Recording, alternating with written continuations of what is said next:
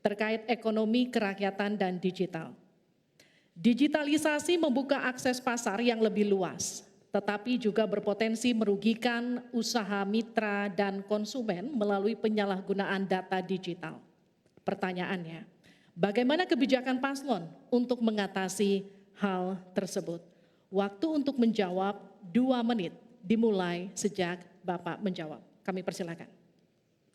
Baik, kalau kebijakan data digital yang terakhir ini kita sudah punya 2 undang-undang yang baru, yaitu Undang-Undang PDP dan Undang-Undang ITE yang baru saja diresmikan. Tapi lebih dari itu, menurut saya digital atau ekonomi digital ini tidak bisa dihindarkan oleh siapapun. Oleh sebab itu ya kita tidak bisa menolaknya, tetapi harus berhati-hati karena terjadi disrupsi yang luar biasa dalam perkembangan digital ini. Saya menangani kasus misalnya pinjol, di mana rakyat menjadi korban dari kegiatan ekonomi digital. Ada kripto misalnya. Kasus pinjol itu sendiri sungguh sangat problematik. Kenapa? Karena dia dibuat secara hukum perdata melalui gadget.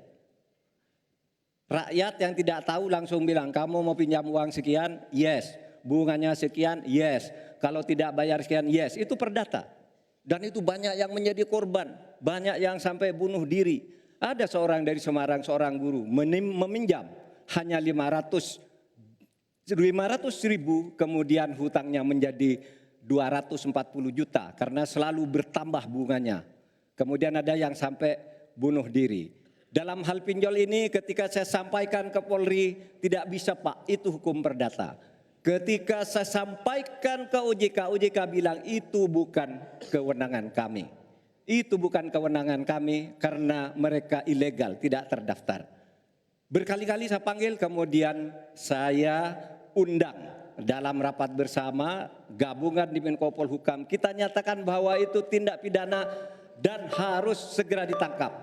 Itulah dalam sehari kemudian ditangkap 144 orang di hari itu juga. Sekian.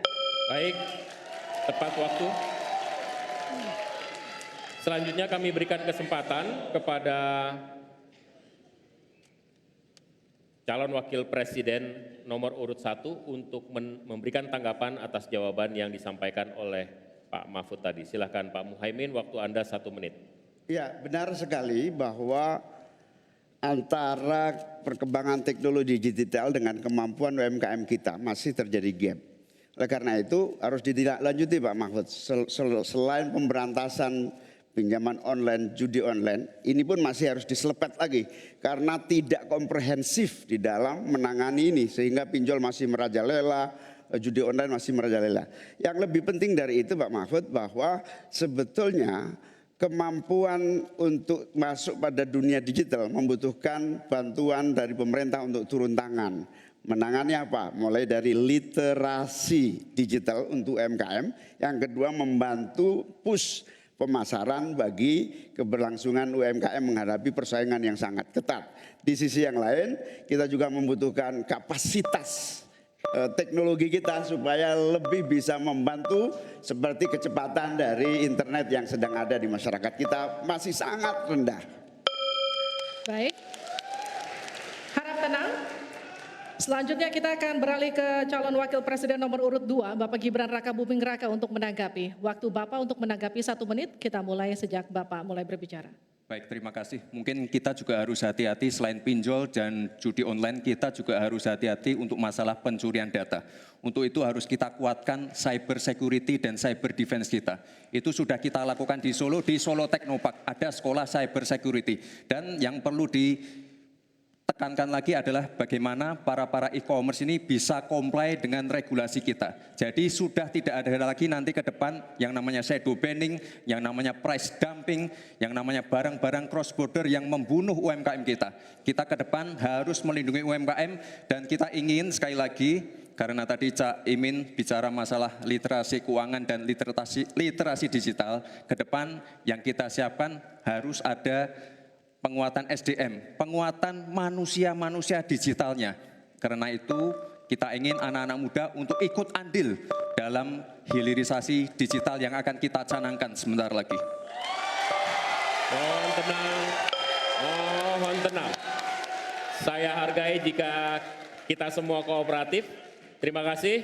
Saya berikan kesempatan kepada Pak Mahfud kembali untuk memberikan tanggapan atas tanggapan dari jawaban Bapak yang sudah disampaikan oleh Pak Muhaimin dan Pak Gibran.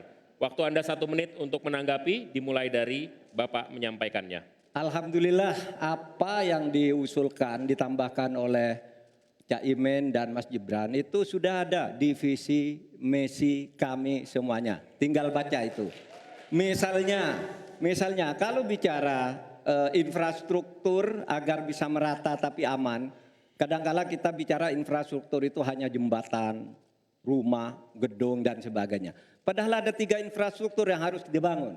1 infrastruktur fisik seperti yang sekarang ada, lalu infrastruktur regulasi, kemudian infrastruktur digitalisasi. Itu penting dibangun ke depan. Sama terkait dengan itu sudah ada juga cyber security. Bahkan saya sendiri yang memimpin rapat di Menko Polhukam dengan memanggil pihak-pihak yang terkait dengan tugas-tugas ini agar cyber security ke depan ditegakkan dengan sebaik-baiknya agar kita tidak selalu kecolongan. Selesai.